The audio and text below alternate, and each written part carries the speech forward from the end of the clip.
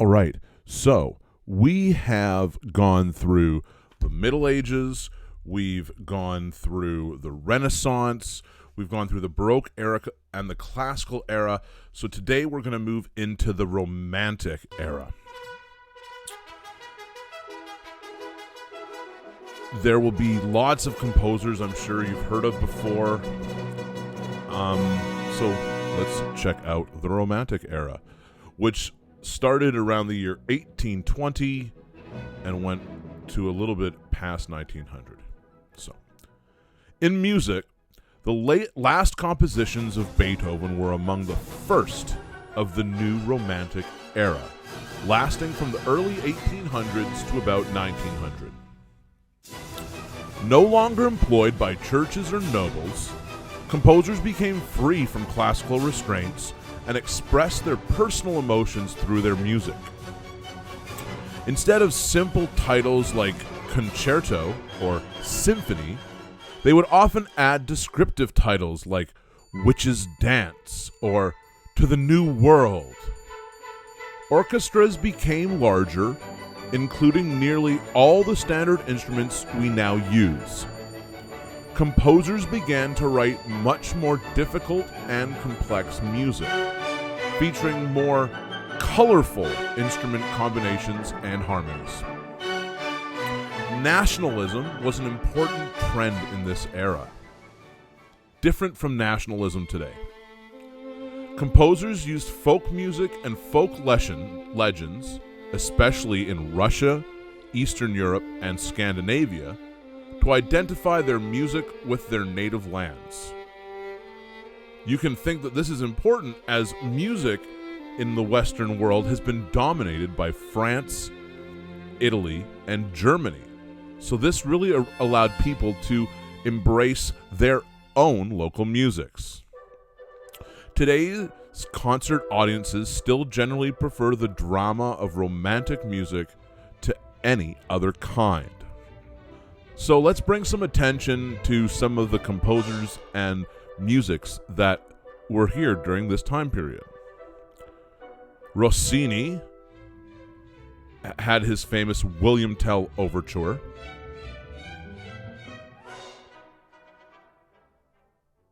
Charles Gounod wrote Faust.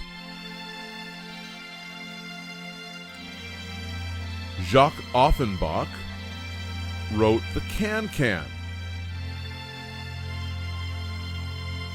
Johannes Brahms wrote his Symphony No. 1 and the famous Lullaby. Peter Ilyich Tchaikovsky wrote his works including the March from the Nutcracker. Anton Dvorak wrote his New World Symphony. Gustav Mahler wrote his famous theme. Edward MacDowell wrote To a Wild Rose. The famous graduation song Pomp and Circumstance was written by Edward Elgar. And Gustav Holst wrote In the Bleak Midwinter. Some prominent art and literature figures during this time include Charles Dickens, who wrote things like David Copperfield, Pierre Renoir, who was an artist, Harriet Beecher Stowe is an author who wrote Uncle Tom's Cabin. Alice in Wonderland was written by Lewis Carroll. Louisa A. May Alcott wrote Little Women. Jules Verne wrote 2,000 Leagues Under the Sea. Claude Monet was painting at that time, as well as Van Gogh.